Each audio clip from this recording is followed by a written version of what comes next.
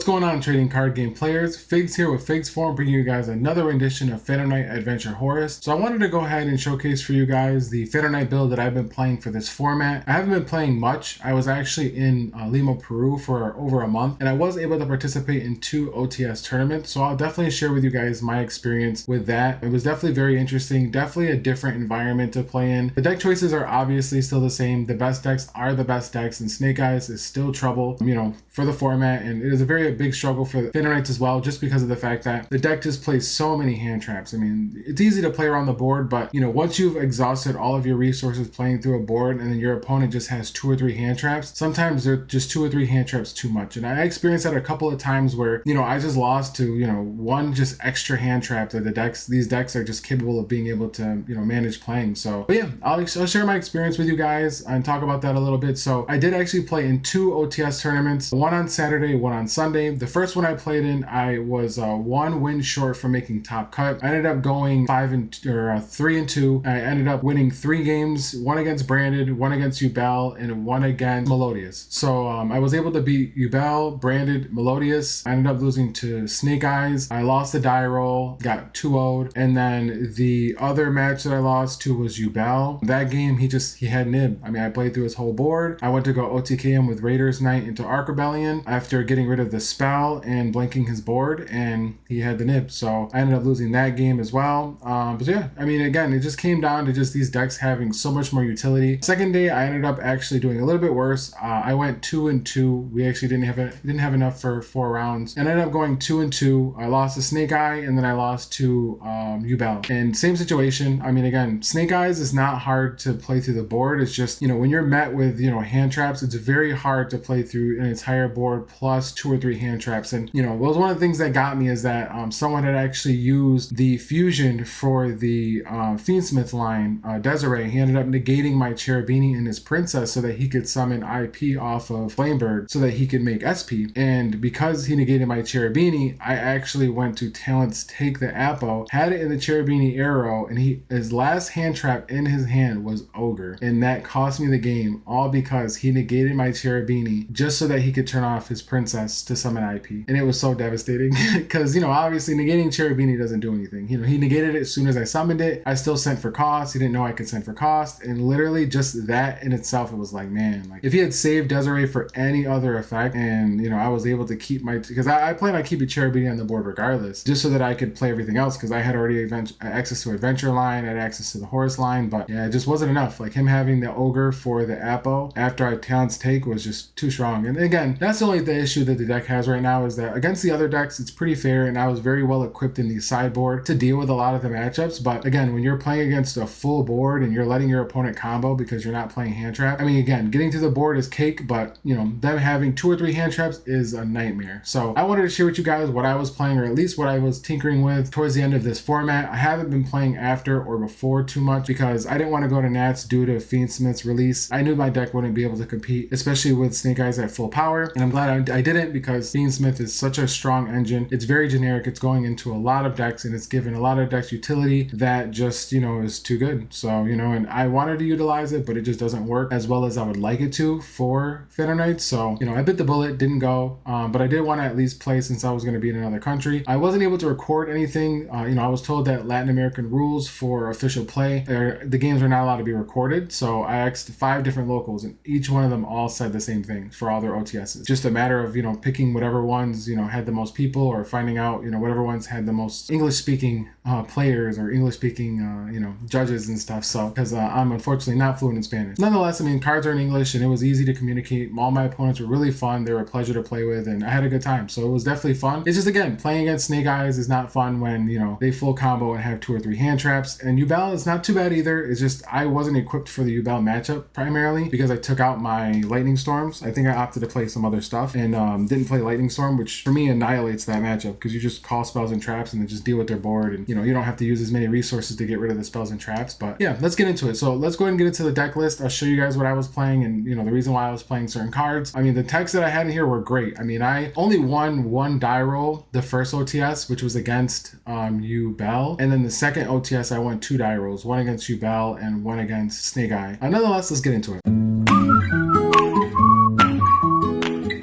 All Alright, so as always, we'll go ahead and start with the Phantom Knight cards. So we've got ourselves 2 Torn Scale, 3 Cloak, 3 Silent Boot, 1 Ragged Gloves, 3 Fog Blade, 1 Wing, 1 Launch. So I decided to do the 2 Torn Scale, 3 Ancient Cloak. So the reason why I went with this ratio is because my deck is focused more on dumping cards. Things like the Mseti, Sarcophagus, Droplet, you know, you're constantly looking for resources to pitch, and you know, Torn Scale is nice, but unfortunately he's not a 1 card extender in this deck. Also, Ancient Cloak can be used to banish to search the rank up magic, and that was important for me as well, because there were certain lines where you would have Ancient Cloak and Silent Boots dump Torn, and instead of Boots or Cloak searching Boots, Boots could search a trap for Torn to pitch, and then this can search the spell. So that's why it was important for me to also play this lineup, because the way that the cards utilized each other in the, you know, terms of the Phantom Knight engine, it was very important. Like, it worked the way that it was supposed to. So yeah, this was the perfect ratio. Torn on his own, again, doesn't do enough in this type of build, but I wanted to make sure that I did see Phantom Knight names, so I didn't cut any less. I just kind of rotated out the 1 Torn for the Cloak. And again, in standard builds like this where you're focused on discarding so many cards, I think it's important. Wings over Sword all day, I mean, obviously it's great. Even in the format, I mean, you're able to protect stuff from being destroyed, which actually makes a difference against the Yubel matchup sometimes, where they try to, you know, use Shavar to pop something, or they try to pop cards on their side of the field with their, you know, card effects. So it does come up, but otherwise, standard, you know, Phantom Knight stuff. Nothing too crazy. Adventure stuff, we play 3 Water Enchantress, 1 Griffin, 2 Right, 1 Faithful, 1 Dracoback. So this is standard. You know, a lot of people have been cutting right down to 2, which I think is appropriate, considering that most of the time you're always dumping, you know, Water Enchantress to get to Right. I do actually like opening up Right. I think it's very great for your beginning board and for playing into a board without having to go through Water Enchantress, because one thing that this deck has a hard time with sometimes is Appaloosa. So that's why, you know, cards like Droplet, Talents are very important to utilize, because again, if they have an Apple and you have no way of being able to cancel or, you know, deal with the Apple, it's hard for you to be able to maneuver through it without opening a card like this, because this card just single-handedly deals with Apple on its own. You can just literally play this, you know, summon the token, normal summon, search Draco back, and bounce the Apple. So like, you're able to play around it very easily, but you have to get to this, and that's like the only time that this card is really worth opening. Otherwise, I think the 3-2 ratio is perfectly fine if you're not looking for anything too aggressive. Our big guys here, we've got our King Sark and our targets. So we play 3 Mseti, the Horus monsters, Happy, Duamontif, and then 3 King Sark. I think this was very ideal. Again, I'm focusing more on pitching cards out of my hand because I'm trying to utilize the combos that I have access to in the main board. So 3 Gold Sark or King Sark, 1 Duamontif, 1 Happy, 3 Mseti were perfectly fine. I always side out Duamontif, 1 Duamontif going second, because I never want to open this. And generally, you only need these 2 to OTK with the adventure line. So you don't really need this name. It doesn't usually come up playing into a board, but setting up a board, you do want access to it because you're going to be dealing with hand traps and stuff like that. So it's best to, you know, maximize the amount of resources that you have access to for setting up your main board. 3 Speedboard Terror Top, 1 Take Tom board. Obviously very standard now. I mean, this card is just utterly insane. I love it. I mean, every time I see this card, it just feels great. Playing into a board, setting up a board. I mean, it's one of the hardest cards for people to deal with, because 9 times out of 10, if they ash this, I'm just going to normal summon and still full combo. And that's why I really like this card, because even if they hand trap it, you're always trading in the best way possible, because this is a body, this is a guaranteed 2 bodies. But if you're playing this to trade for 1 card out of their hand, you've already got a body on board, so you're already still winning in that sense. So a lot of times when they Veiler this or they ash this, I'm just perfectly okay with it. 1 Rhoda, 1 Foolish. I wanted to have access to all the good cards, and sometimes being able to foolish stuff obviously is very important. 3 Droplet obviously is very, very good. I love it in this deck. It's just great. It's great for breaking a board. It's great for if you open it going first, you're able to set it and then, you know, interrupt your opponent. 3 Triple Tactic Talents. This card has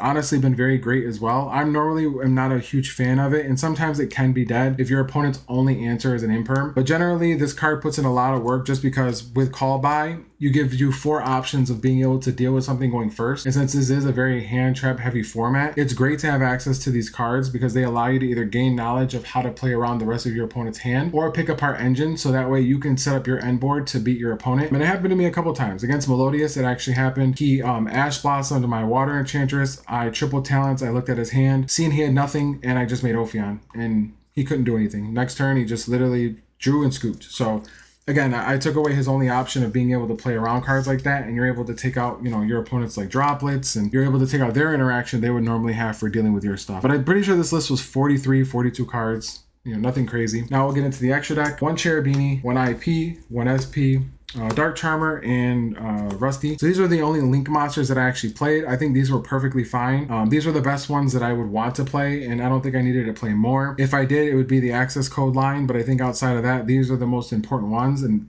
Dark is still very important to play just because of the fact that you do need him sometimes for being able to climb with your Horus engine. So I said that's it for the Link monsters. Then we've got 2 Breaksword, 1 Nightmare, 1 Ophion, 1 Raiders Knight, Ark Rebellion, Photon Lord, Zombie Lord, or Zombie Vampire, Downard, and Zeus. So I'll explain a couple things here. The Breaksword's very standard. That's very normal. You always play 2 Breaksword. I would never play less or more. Evilswarm Nightmare's in here because you are playing the Horus engine, so there are a lot of times where instead of using your 2 level 4s that you make IP, you can actually use your Horus engine if you didn't need it to set up these 2. You know, a lot of times if you set up Griffin and you think your opponent doesn't have any interactions, you can decide to go Nightmare over Photon Lord when you're doing all of your combos. So I wanted to have that flexibility. So sometimes also if I need to go Vampire, and I end up hitting Vampire hits another name and I haven't used Mseti yet, I can do the same thing. I can make IP with the extra body and then use the 2 level 4s for Evilswarm Nightmare. It's nice to be able to end on IP, Nightmare, plus whatever traps you have set up in your other interruptions, because generally you're ending on anywhere between 7 to 8 interruptions depending on what you open. So that's the best thing about it. Evilswarm Ophion was utterly insane. I had so many people read the card. I had so many people ask what it did. I mean, it just, every time I summoned it, I won the game. There was never a time where my opponent was able to play around it, because going into games 2 and 3, I do cite Infestation, and when I searched it, they laughed and literally just scooped. And again,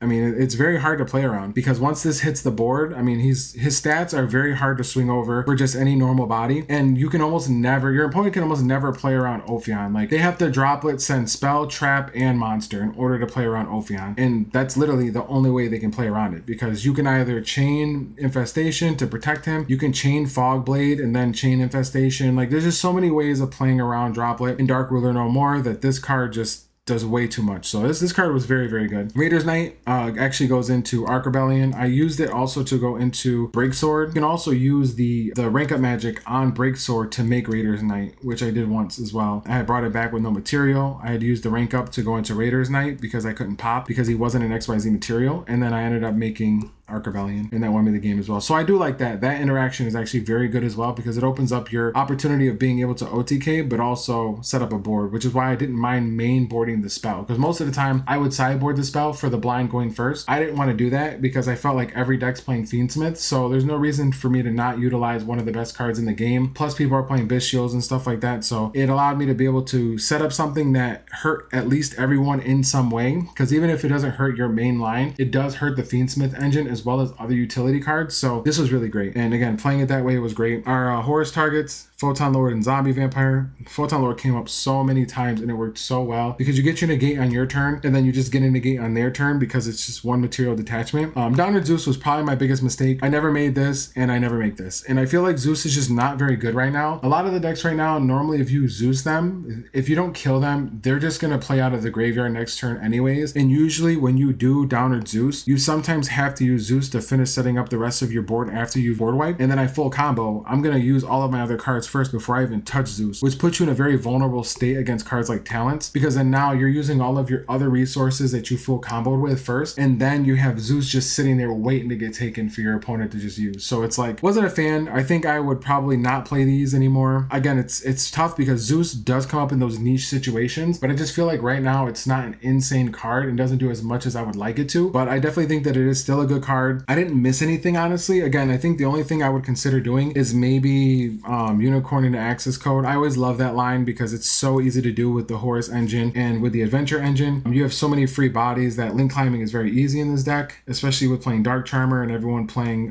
Diabel Star. So I definitely think it's worth it. It's definitely, a good card to play because access code opens up a lot of OTK options, but I think this was fine. I had it if I needed it and it just didn't come up, so it's just not a big deal. I did like this a lot. This package was very good with the rank up spell, and we'll go on to the sideboard. The cards came in pretty clutch with some of the changes I made, but I think the Yubel matchups would have been a lot easier if I had Lightning Storm, because that just, every time I played Lightning Storm against that deck, it just annihilates them. I played 3 Droll. I didn't want to lose to anything like Gimmick Puppet. Yeah, I didn't want to lose to decks like that. Dark World. I mean, again, I was going to Latin America. I didn't know what people would be playing, and I didn't bring extra cards. I constructed my deck before before I came, so whatever I was playing with was whatever I was playing with. I went with 3 Droll and it worked out very well. 3 Cosmic for Floodgates and for trouble cards. You know, you never know what Floodgates you're gonna get hit with, and dealing with skill drain just with Cosmic is the easiest way to deal with skill drain, honestly. You play around it pretty easily, but I felt like it's necessary. Anti-spells for the decks where Ophion doesn't necessarily hurt them. It gives you another option of being able to at least open something that can hurt your opponent, but I always usually decided it in going first anyways. So Dark Ruler is the one tech that I put in over Lightning Storm. I felt like it was very necessary to play Dark Ruler since we are playing more of a board breaking type deck and we're not playing so many hand traps. I wanted to be able to stun a lot of the end boards that my opponents were playing, because like I said, playing through Apple is kind of hard, and if you don't have the droplet or you don't have the talents, 9 times out of 10 you're not going to break the board through hand traps. So this just mitigates dealing what's on board, leaves them with just Princess and IP, and that's very easy to deal with our deck. So Harpy's Feather Duster, obviously a mainstay. Cards is too good. 2 Druids, 1 Magna Hut. I wish it was 1 Druid, 1 Magna Hut, and 1 Baldrake, but I didn't have access to Baldrake, but this was fine. I mean, the Bishio's put in work against Branded. I opened up 1 Bishio and it was enough to stop my opponent from playing. But yeah, it's good. And then Infestation. So Infestation, like I said, was the MVP. Honestly, every time I summoned Ophion and I searched this card, my opponents read it and they just laughed, because it's like, you know, I was able to protect Ophion, but that's it for the deck. So I wanted to showcase for you guys what it is that I was playing this format, or at least testing. I would have played something very similar to this at Nats as well, because I feel like talents and droplet are enough to deal with most decks, but you do need a little bit of utility. So like for the Snake Eye matchups, like again, you have access to Dark Ruler, Cosmic, you know, Harpy's Feather Duster. It's nice to be able to wipe the back row, the field card, IP in the spell and trap card zone. You can force your opponent to use their dragon to summon out IP Masquerena if you use Harpy's Feather Duster, which triggers talents. And that in itself can be game, because if they have Apple, you just take their Apple, and now they're stuck with whatever they have. And if they try to chain IP into SP, like, they still lose. So again, it's great the way that the deck plays and the certain cards that you can draw that deals with a lot of these end boards. You just need the extra umph, and I think that these cards in my sideboard were the extra umph that I needed. It's just, again, against the Snake Eyes matchups, I just didn't see, you know, things like Dark Ruler. I mean, there was, against my Snake Eye matchups, I only saw talents. I didn't even see a droplet. So, you know, I almost played through, you know, one of their end boards and they just had the Ogre. Most of the time when I went first, they triple hand trapped me. I was ending on just Ophion, and it was enough for me to survive the turn or even for me to win. So, I mean, I definitely say Ophion is a very strong card right now. I definitely think it's worth playing. If you are playing this deck, I would consider main decking it, because again, the spell card has other applications if you're using it on Breaksword, into Raiders Night, into Arc Rebellion for OTK. A great way to play into a board. And then again, Ophion's great for setting up a board. So I definitely think it's worth playing. So if you are still continuing to play the deck this format pre-Banlist, definitely keep playing it. You know, with this, Ophion I think is an insane tech right now, especially with how the current format's playing out. But yeah, I just wanted to showcase this for you guys. I had fun playing in Latin America. Shout out to all the people that I played against. It was certainly fun. It was definitely a grind, you know, with the language barrier, as well as, you know, playing in a different format. I mean, a lot of cards, texts were different. A lot of cards that people were playing were a little bit different, but, you know, it was definitely interesting. The decks are still very strong, because Snake Eyes is just very insane, and Yubel is very strong with the Fiendsmith at full power. So we'll see what the ban list does. Hopefully the ban list is pretty big, because I think that if they don't hit the decks enough, I think that it's going to be very hard to continue to play Phantom Knights moving forward, because right now we don't have enough support. The Fiendsmith just didn't give the deck enough support that it needed to do what you want to do with it. And so I don't think it's worth playing, not over the Horus Engine or Adventure, because they offer so much more for the PK engine than Fiendsmith does. So I think that it's just a matter of waiting for another engine that does complement Phantom Knights, or for the format to slow down, I think is what we pretty much need at this point as Phantom Knight players. You know, we'll see how that goes, and hopefully they do give us a nice little long ban list. Continue to like and subscribe, and feel free to reach out.